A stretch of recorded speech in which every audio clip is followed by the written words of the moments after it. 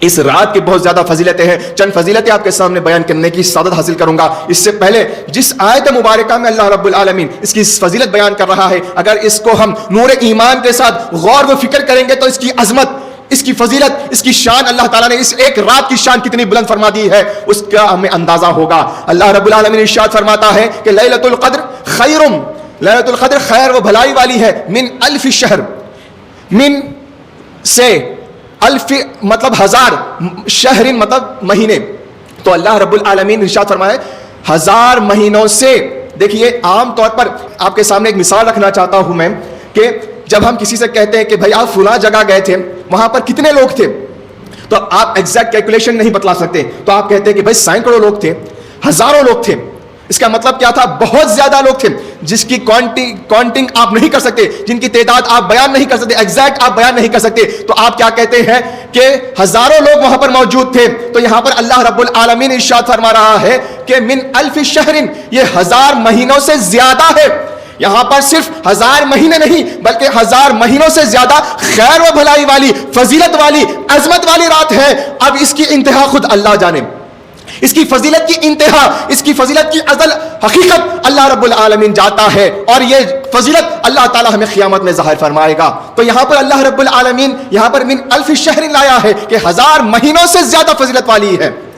ایسی رات پورے سال بھر میں کہیں پر نہیں ملیں گی آپ کو جس میں ایک رات میں عبادت کرنے کا ثواب، عبادت اور بندگی کرنے کا، اللہ کا ذکر کرنے کا، اور اتنا بڑا اجر و ثواب اللہ تعالیٰ عطا فرما رہا ہے کہ ہزار مہینوں سے زیادہ اس میں خیر و بھلائی اللہ تعالیٰ نے رکھ دیا ہے، فضیلتیں رکھ دیا ہے. اس کا اجر و ثواب ہزار مہینوں سے زیادہ عبادت کرنے کے مقابل میں equal to more than 1000 months اس میں عبادت کرنے کا اجر و ثواب عطا کر رہا ہے.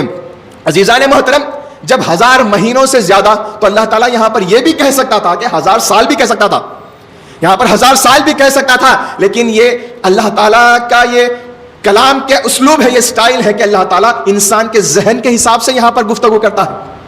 اور اللہ کے نبی حضور اکرم صلی اللہ تعالیٰ علیہ وسلم نے بھی ایک حدیث شریف کے ذریعے فرما دیے ہے کہ تکلم الناس علی قدر عقولہم، تم لوگوں کو ان کے عقل، ان کی مینٹالٹی، ان کی شعور اور ان کی ذہنیت کے حساب سے ان سے گفتگو کرو.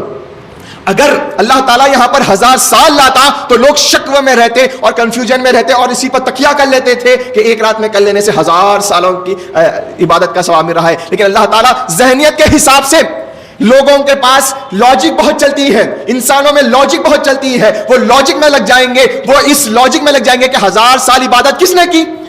یہ ہزار سال کی عمر ملنا ہی مشکل ہے تو عبادت کون کرے گا؟ لیکن یہ حدیث میں ملتا ہے کہ ہزار مہینے عبادت کیے ہیں. بنی اسرائیل میں ایک شخص تھا جو ہزار مہینے اللہ تعالیٰ کی عبادت کیا، 80 سال سے زیادہ اللہ تعالیٰ کی عبادت اور بندگی کیا. تو صحابہ اکرام کے سامنے جب یہ بات آئی تو وہ رش کرنے لگے، وہ اس شخص پر رش کرنے لگے کہ کیا خوش قسمت شخص تھا، اس کی عمر اتنی طویل تھی، اس نے ہزار مہینے اللہ تعالیٰ کی عبادت کی، ہزار مہینے اللہ تعالیٰ کی بندگی کی. ہم کب کر سکتے ہیں؟ ہماری عمریں تو بہت کم ہے. تو اللہ تعالیٰ نے یہ سورت نازل فرما کر ارشاد فرما دیا ہے کہ ایک رات میں اگر پوری اللہ تعالیٰ کی محبت کے ساتھ، اللہ تعالیٰ پر کامل ایمان کے ساتھ، یقین کے ساتھ، اللہ تعالیٰ کی محبت اور اللہ کے دیدار کے شوق میں اگر عبادت کریں گے تو لیلۃ القدر خیر من الف شہر، یہ ایک رات ہزار مہینوں سے زیادہ فضیلت والی، عظمت والی، خیر و بھلائی والی رات ہے.